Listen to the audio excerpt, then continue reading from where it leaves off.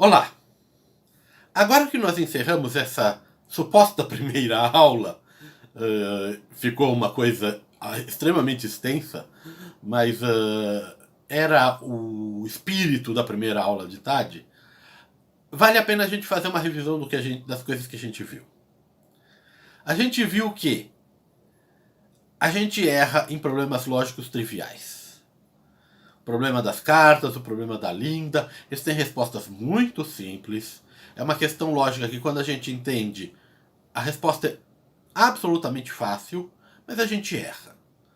A gente viu que a gente tem uma tendência a manter as nossas opiniões iniciais, mesmo em questões que não são ideologicamente importantes.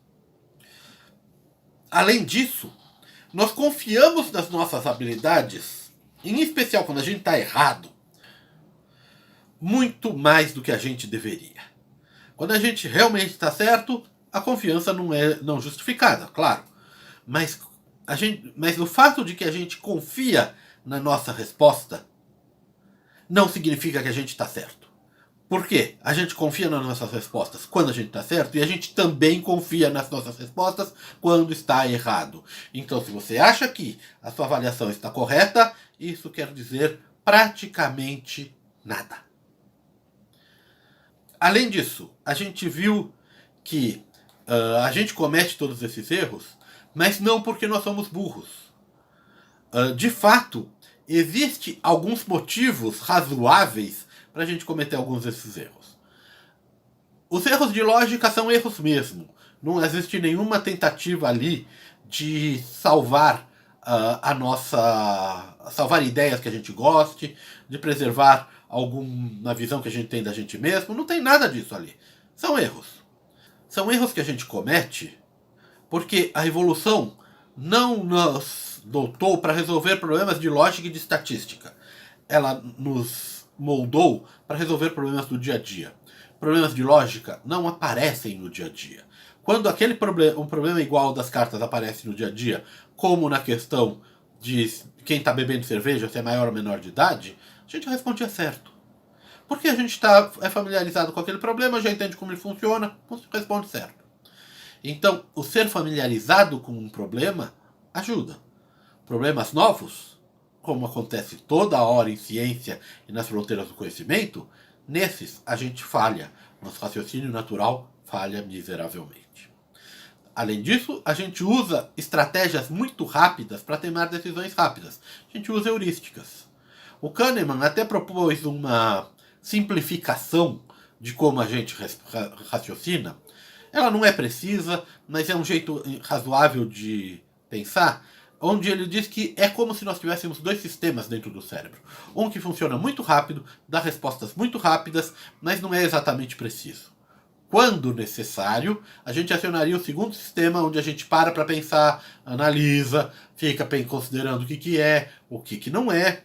E esse sistema exigiria um esforço muito maior. É o como a gente realmente diz que está pensando e que está trabalhando com o cérebro. No primeiro a gente nem nota que está fazendo qualquer tipo de esforço, ainda que sim, o cérebro esteja trabalhando bastante.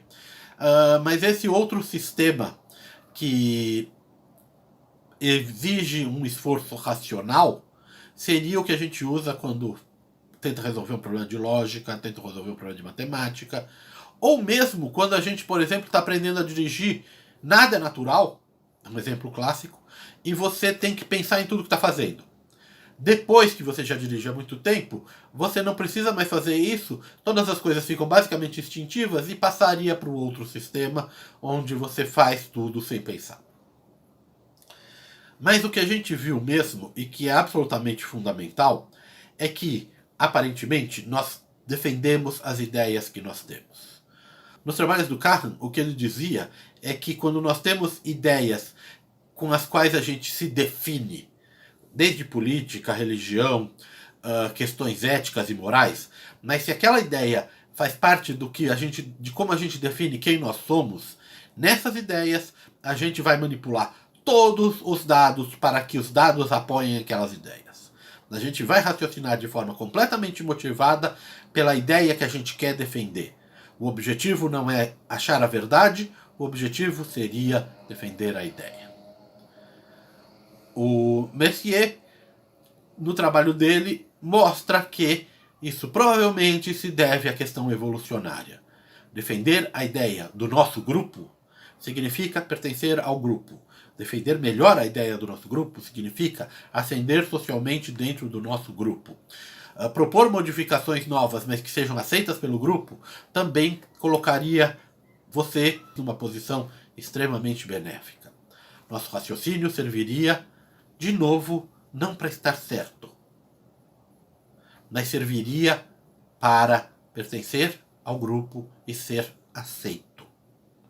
Ser aceito, de um ponto de vista evolucionário, é muito mais importante do que estar certo, desde que estar errado não tenha consequências muito graves, obviamente. Só que, hoje em dia, a gente quer estar certo. Eu, como cientista, gostaria de ser capaz de descobrir quando eu estou errado e quando eu estou cometendo esse tipo de erros. Todos nós cometemos. Todo mundo acha que não, que são os outros que cometem. De verdade, a lição fundamental é: eu faço isso, você faz isso. Aprendam essa lição. Para sair daqui, a gente vai precisar utilizar os métodos que a humanidade tem desenvolvido há literalmente milhares de anos. Lógica, raciocínio indutivo, análise de dados, metodologia científica. São as próximas coisas que a gente vai discutir. As respostas de como encontrar caminhos que evitem os nossos vieses humanos vai vir daí. Essas respostas não vão evitar alguns problemas pequenos, que eu considero pequenos. Na verdade, eles são bastante grandes se você for partir de um ponto de vista de ceticismo filosófico, mas que eles são inevitáveis e não tem o que a gente possa fazer. Deixando questões sobre problemas que não tem como a gente lidar, o que a gente vai ver a seguir são as melhores respostas, os melhores métodos que a gente conseguiu desenvolver ao longo dos milênios para evitar estes problemas. Okay? Então, com isso, eu encerro essa primeira aula.